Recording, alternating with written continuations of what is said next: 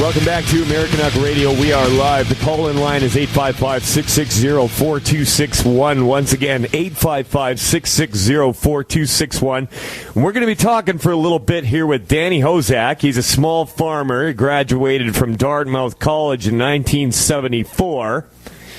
The year before I was born, incidentally. Married in 1976. And he's got 3 kids, 8 grandchildren, past chairman of Alberta Beef Producers, current chairman of the Economic Education Association. That's why we've got him here. He was the Wildrose candidate in Lloydminster Vermilion 2012 and 2015. He loves people and politics, and when folks say they're not interested in politics, he always says, my granddad was not interested in war either, but he still went twice so we could have a better life, and we do. Danny, welcome to the show. How are you? I'm just great, Mike. Thank you very much for having me on. Absolutely. So you got into politics several years ago. Why did you do that? I mean, you ran as a Wildrose candidate, so were you a PC member before that?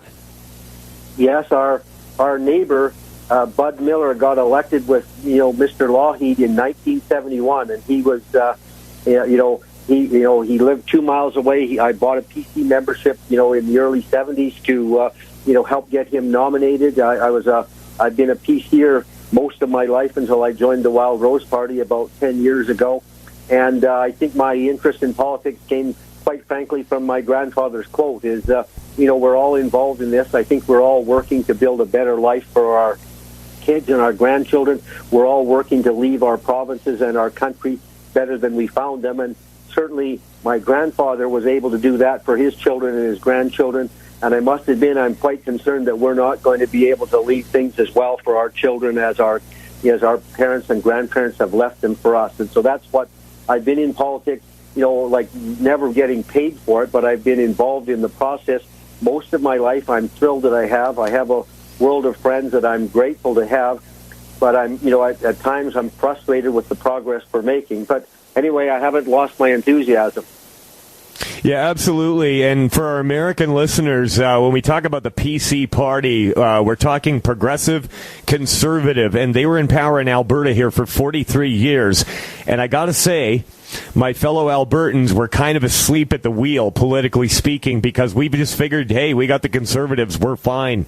We don't have to worry about it. The rest of the country can go liberal. It won't matter, and because we're always going to be conservative. But the Conservative Party, or the PCs, they got lazy and entitled, and they started raiding the cookie jar, and Albertans were so angry at them after 43 years that they did what would be considered unthinkable to most Albertans and voted in the NDP, which a lot of people basically figure are a bunch of communists, okay? So I don't see that we have a lot of options at this point. You ran on the Wildrose ticket. Tell us a little bit about the Wildrose Party for those who are unfamiliar. Well, again, like for your American friends, I sort of, as I explained it to my American friends, I said, the PC party was, generally speaking, Alberta's Republican Party for the first 25 or 30 years. Right. And then they got to where, as you say, they were way too progressive for a lot of our liking. And as I explained it to again, our American friends, is I would call the Wildrose Party almost synonymous with the Tea Party. We were saying, look, we're small government people. We believe in limited government. We believe in individual responsibility. And so the Wildrose was born out of that. We came awfully close in 2012 at convincing Albertans to trust us. And as you know, we had a few slips of the tongue, and I think. One of the things that happened is we hadn't done a good enough job of explaining to people, what we as the Wildrose believed. We didn't have a big enough base of people in Alberta who understood, the difference between the progressives and the conservatives. We'd all, like you say, we'd been pretty happily sort of fat and happy here in Alberta. And quite frankly, when I was campaigning in 2012, some of my old friends literally said to me, when I asked them for help, they literally said, oh, we're so busy making money, we haven't got time to concern ourselves with what you peasants do in your spare time. Right. Well, if there's any good news in what's happening right now, a lot of them are coming back to me saying, gee, I've got a lot of spare time. Do you need any help? And, of course, we need a lot of help. But one of the things we need to do, and the reason we started our economic group, was we need to explain to people, the importance of elections, the importance of small government, the importance of limited government, the importance of keeping your costs under control, living within your means, all the things that the Wildrose stood for, all the things that, quite frankly, the Progressive Conservatives stood for the first 25 or 30 years. So it's a matter of you have to stay focused to keep. My friend, when I was on the Cattlemen, said government is sort of like a farm truck with a faulty transmission. You have to keep your hand on the stick to keep it in gear. And I think Albertans, we sort of let our hand slip off the stick, and it's either popped into neutral, or I guess in this case you'd say reverse, wouldn't you? I would, yeah. There was nothing conservative about them. And to tack that whole progressive thing onto the name of the party, I mean, progressive, I mean, why did they have to do that? I mean, was it so that we could say, look, we're progressive too? Because most people that talk about being progressive are actually quite regressive. I mean, if you look at these carbon taxes and things they're bringing in the name of being progressive, they're going to bring us back to the Stone Age. I mean, what do they want us to ride around in horse and carriage again? And you know what I mean? Well, I do know what you mean, but that's another place where the left have outmaneuvered us. They've outthought us. They've out-strategized us, because what they did, a lot of these things, they sound so innocuous when you first hear it. Oh, progressive, conservative. What could be wrong with being progressive and being conservative? But right. As you turn out, progressive didn't just mean you were a forward-thinking conservative. It meant like something totally different. And so, and I think, conservatives, we've always, we've been in business, we've been business people, and I think we always assumed that we would win just because we were right. And we always, when I look at the business community, they sort of assume, well, they will allow our pipelines, they'll allow us to, to get the oil out of the ground just because it's the right thing to do. You know what I mean? And if you, we went on the Sun News cruise 3 years ago, and Patrick Moore was one of the speakers, and he was one of the most, as you know, he's the, he was the co-founder of Greenpeace. He's now, he's an outspoken, anti-Greenpeace, pro-development sort of a speaker. But he said, if you look at the standard of living of a society, it is inverse to the cost of food and the cost of energy. You know what I mean? And so one of the reasons that we've had such a high standard of living in the Western world is because we've had such a productive agricultural sector, because we've had such a productive oil industry. Yep. And, but, we've gone along, both in agriculture suffers from a lot of the same, negative publicity problems that the oil industry does. And we were just assuming that, well, everyone will just understand that what we're doing is good for the land, it's good for the water, it's good for the community. But they didn't. And as you know, some of the people on the left are quite happy to sort of undermine our way of life. And, Ted Byfield, I think, explained it best when he said, the left have a singular inability to foresee the logical consequences of their actions. And a lot of the things that they're doing are undermining our ability to feed the hungry people, quite frankly. When you it's like a weird religion that they have where they're just, it's like cutting off your nose to spite your face. Americanuck Radio with Danny Hozack. We'll be back right after this.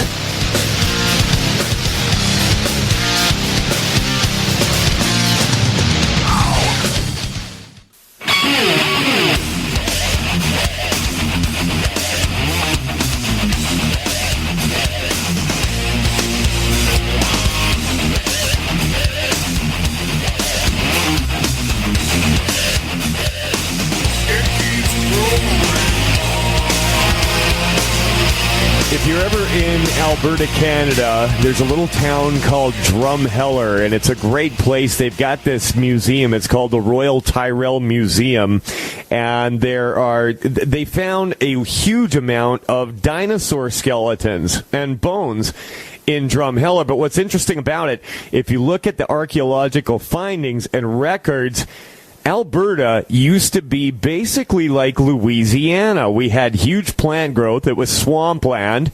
There was alligators the size of buses running around, in which case you definitely need to be armed if that was the case. But my point is, it has not gotten warmer. It's gotten colder. Now, Danny is fighting this whole carbon tax scam, and that's what it is. It's a scam. I mean, listen, I talked to Albertans about this 5-10 years ago, and they said, oh, that'll never happen here. That'll never happen here. But I'll tell you what, there's a lot of people in this world running around with oil and diamonds and minerals right under their feet, and they get no benefit from those resources. Now, in Alberta, we've been very fortunate because Alberta, well, let's face it, Ontario loves the transfer payments. So we've thrived, right? So Danny is the chairman of the Economic Education Association, and they've got an event coming up in Calgary with some big names in the anti-climate change movement. So, Danny, let's get into that. Well, you say the anti-climate change movement. We're being a climate skeptic has sort of become a little more fashionable since Donald Trump got elected. As we all know, had Hillary won the election, like North America would have been, going down the road to fiscal insolvency, We'd be North Korea. We'd be heading in that direction. But as you know, one of the first things that Donald Trump did was call BS on this whole, man-made. I mean, like I said, there's no question that the globe has warmed some, or we would still be living in the last ice age that wiped out the dinosaurs. And so clearly, but in any event, that's what we are doing. But to just go back one step on our whole economic group, like one of the things that I think that our group is trying to get people to understand is that, particularly conservatives, we all think, oh, well, all we need to do is elect a good conservative government, and then they'll do all the things that need to be done. Then I can forget about it. Yes. Generally speaking, governments can't do anything that the majority of the people haven't already decided needs to be done. Yep. And one of the most astute things that Ralph Klein ever said was, show me a big enough parade and I'd be happy to lead it. And I mean, that is just more of Ralph's, what I would call really astute political wisdom, is politicians can only do what the people have decided should be done. And so what our economic group is actually doing is to try and create a parade of thoughtful, well-informed voters who, again, believe in the merits of limited government, living within our means, all that sort of stuff. And so, we started the group 3 or 4 years ago. Our conference this year the theme is meeting the climate change challenge, because, how do we start getting that message out to where, like, the average voter understands that the climate isn't warming. Even if the climate is warming, what can we do about it? You know what I mean? One of the things that Mark Twain said was, he said, it's easier to fool someone than it is to convince someone that they've been fooled. Right. And when you look at how good a job the left have done over the last 20 years convincing us that, we almost have a moral obligation to do something about CO2, it's a huge amount of work to sort of work our way back from that. When you send, and again, all these same people who want to limit CO2, they also want to feed the world's hungry, and that it's pretty clear that the more CO2 we have, the more productive our agriculture is. You know what I mean? And so, but we have to do a lot of work to get that message out. So, sure, we're putting on a conference. We have an absolute world-class group of speakers. Tim Ball is going to be our keynote speaker, talking about, the actual science. Like, there's 3 things we're going to do. We want to talk about the science so we all know what the science is. If you follow me on Twitter, you'll see where I quite often tweet that turns out that Al Gore's inconvenient truth was actually a convenient lie. And it was a convenient lie that hasn't helped anyone, but it might have made him the first green billionaire. But, and basically the establishment was punishing anyone who was a climate skeptic. And Tim Ball has sort of survived, just on the edge of, sort of giving the facts, but saying, I'm not so sure about this. Well, now he's retired. He's written a book called, Human-Caused Global Warming, and he just got back from meeting with the Trump people to talk about, his thoughts on this. And so we feel absolutely thrilled to have someone of his prominence coming to speak to us. And then once we're done talking about once we know what the science is, then we want to have what we call an intelligent, respectful discussion about what our options are. We actually asked Rachel Notley to come or send someone to speak to us to tell us, like what are you actually trying to do? Like, would you come and listen to the science? come and be part of the discussion on what the policy options are. But nevertheless, they were all too busy changing light bulbs, so they can't be there. But nevertheless, we are going to have the discussion in their absence, and we're going to talk about what policy options are available to us.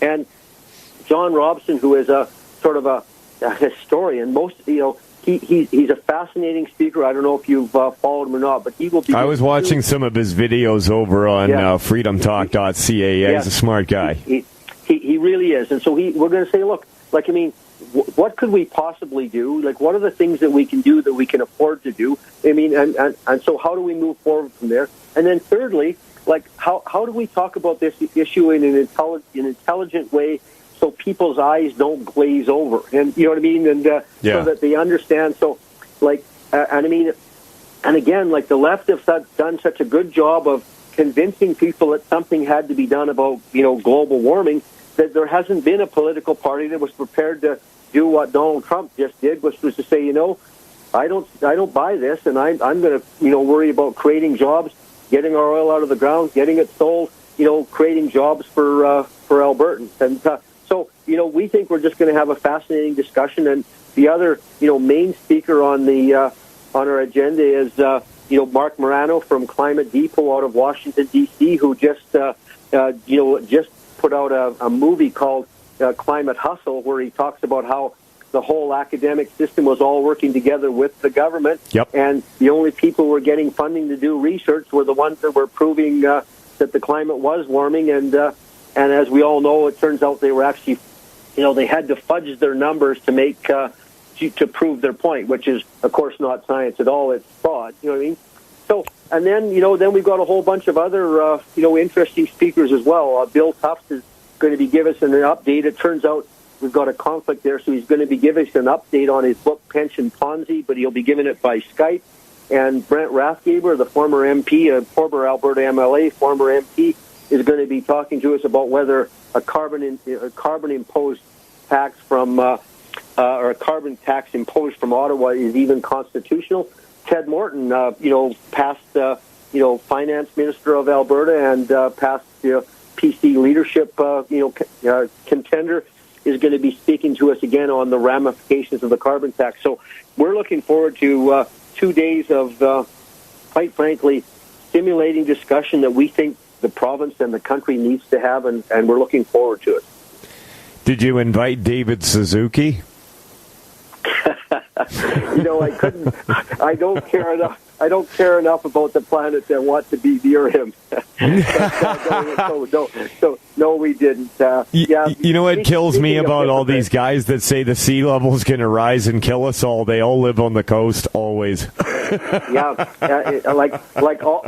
of their houses are on the coast. All of them, always. One house is 2 or 3. Yes, I know. Yeah. No, there's no hypocrite like some of those hypocrites. But they're the worst. In any event, we're doing the best we can with what we have. We're a volunteer organization.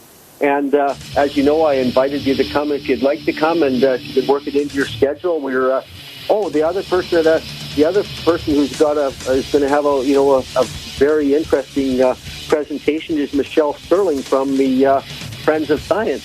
That's great. We got to bring it up on the other side. We're going into a break. Sure. Mike, and Soup It On with Danny Hozack. We'll be back after this.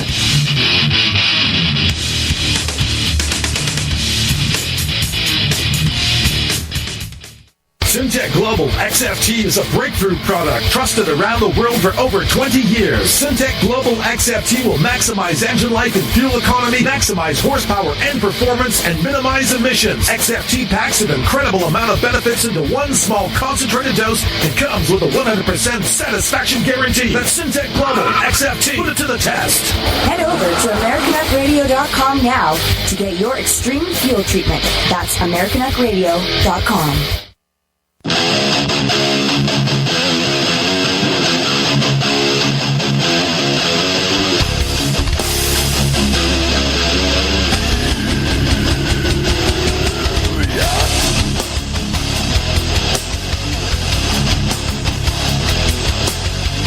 Welcome back. We're live with Danny Hozack of freedomtalk.ca. That's freedomtalk.ca. Head on over there. They've got the Economic Education Association of Alberta annual conference coming up March 17th and 18th in Calgary, Alberta. That's this coming Friday and Saturday. Where's this happening in Calgary there, Danny? It's at the International Hotel in Calgary, which the address is 220 4th Avenue Southwest. So 220 4th Avenue Southwest, but you can find it at the address is at freedomtalk.ca, and our agenda is there. There's an invitation from John Robson. There's some information from past conferences, and there you can also follow me on Twitter at Danny Hozack, just DANNYHOZACK. And so I'll be putting lots of links on my Twitter feed over the course of the next week as well. So yes, we're really looking forward to it. I think the timing is absolutely right for this. Like, I mean, the tide is turned, I guess it's fair to say. And I don't know if you noticed it, but last week there was 300 or 350 scientists in the state who signed a letter asking Donald Trump to pull out of the Paris Accord. Yeah. My guess is he'll be quite happy to do, because those people have all been in hiding in the last 20 or 30 years, 20 years at least, I guess, for fear of losing their jobs. So now it's starting to come around, and that's all good news for us. Absolutely. You guys are, I'm guessing, here's my prediction. You're going to need a strong police presence, like bringing Mark Morano up and everything. You're going to have a bunch of blue-haired freaks with a bunch of crap piercings in their face, and they're going to be, feminists and social justice warriors and Antifa and all these groups. They are going to be there protesting and trying to shut down your event. I would put money on it. Well, I'll bet you, Nickel, we haven't had any problems in the last 3 years, and we've been talking about some, the essentials of freedom, and I guess time will tell. We'll see what happens. I hope not. I mean, we'd like them to come and join us and have a discussion. I mean, if they actually care about the world as much as they say they do, they might as well have an intelligent, respectful discussion with us. I call us activist seniors, and so, but I do have my cane with me just in case anything goes, totally wrong. You got one of them canes with a sword inside of it? No, but I'd have to get one of this. For this time, I'll just have to get by with my walking cane. But anyway. There you go. So, can I just say one thing? Go ahead, Mike. Yeah. I think you have to worry less about protesters and more about the RCMP and the government groups. Every single time that I've been to any kind of a convention or a group gathering where somebody discusses anything, and I mean, okay, I've personally stormed a few of them myself, but the thing is, you really have to watch out for the RCMP, because once the government says, hey, this person's talking something that might hurt the government's income or the control of the people, they're the ones who usually step in. They're the ones who you really have to watch out for. It's not even the protesters. You could beat up a transgender, whatever the new term is, the trans species people. You can beat them up easily, okay? But when a cop's coming at you with a gun and a baton, good luck with that guy. I don't think that that's going to happen. I think that if they were to get involved, they would just have somebody there monitoring. Well, I've seen that as well. I've seen people watching, but I've also seen them tackling. Think that that's a worry in this case, Mike. I don't think that's a worry in this case. Listen, here's the thing. They can't damage Alberta too much, okay? They have to have the oil production going, because too many people live off of Alberta's money in Quebec and Ontario. Well, absolutely. And, that's true as well. Generally speaking, and I think the beauty of this, well, for one thing, the rebel media is going to be there, filming everything. So I guess whatever happens, if anybody wants to punch Sheila Gunn-Reid again, I guess it'll be on tape. And, man. And to me, I know, can you imagine, talk about, supposedly caring people, but our neighbor always said, don't cry wolf till you see the wolf. And so we've got lots of things to worry about to get our conference on the road. And, like I say, this is our first one. We haven't had anything but polite people there. We've had some people who didn't agree with us, on, a couple of different issues who came. But it's funny.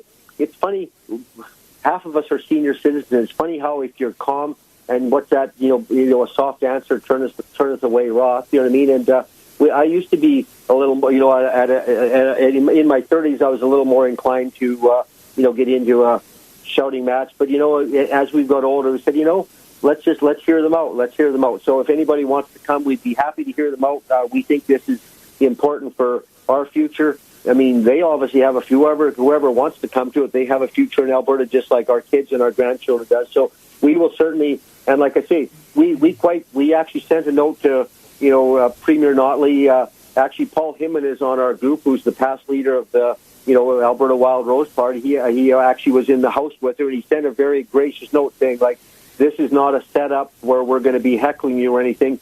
This is a sincere request for you to come and tell us your side of the story. Tell us what you're trying to achieve here, and listen to what our concerns are, and listen to some of the policy options that we think would serve Alberta and Albertans and our revenue streams better than what you suggested. So just please come. And, quite frankly, we are disappointed. We weren't surprised that they're not coming, but we were disappointed. You know what I mean? And so I think we're going to have a wonderful discussion. And see, one of the things that helps, I think, that really helps is organizations like the Rebel, organizations like yours, because like maybe 10 years ago, somebody could come and they could cause you all kinds of misery, and if they didn't act properly, no one would ever hear. They would just hear the bad news about what are we trying to do, make a better world, and we want to create 100,000 jobs in Alberta. I don't know what they would call it, but nevertheless, there's enough people like yourself, Mike, and the Rebel TV that are out there reporting that it's hard for them to be too miserable without it looking bad, just like the person who punched Sheila Gunn Reid. Like, I mean, that didn't serve their process. No, that made them look really bad.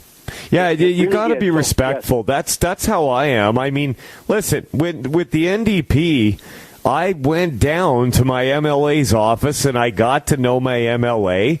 I got to know his assistant, and they're not bad guys. They just believe something that I don't. But I that doesn't mean that I can't befriend them and have a conversation. I just don't agree with them. That's the way we feel about it. Like, I mean, like, I don't think I don't doubt for 1 second that they love our province and they love their kids as much as we love our province and our kids. So what we're having is a discussion about how best to leave the province better than we found it. You know what I mean? And so, I guess we'll see who shows up there. But I think we certainly have the foundation for just a wonderful discussion we've got the science people there, we've got the policy people there, we've got, Lauren Gunter's another person who's speaking about how do you get this message out in the media. You know what I mean? So like, I mean, like, not, you need, like, when you look at this, like, you need when I was on the beef producers, our manager at the time, his name was Chris Mills, who's now in the, Alberta Agricultural Hall of Fame. But he said sound science and sound economics leads to sound government policy. And that's what we want to talk about here. We want to talk about the science, we want to talk about the economics of it, and we want to talk about the policy that flows from that science and from that economics for the betterment of our province and our and our country and for future generations. So we're really looking forward to it. And I mean, and again, we're thanking people like you, Mike, and the Rebel for, like, the Rebel has followed all of our this is our fourth convention. They followed him. Sheila Gunn Reid's been there. Another person who's speaking actually is Holly Nicholas from the Rebel TV in Calgary. She's going to be speaking about to a certain extent following the money. Like, when you look at a lot of the activists, they're actually funded by anti-oil people out of the States. You know what I mean? And so you look at some of these things, you think they're spontaneous protests.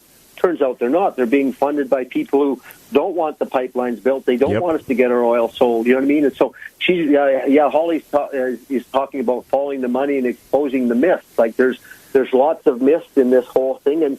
And then we have the Chris Montgomery, who's the manager of community outreach for the Canadian Association of Petroleum Producers.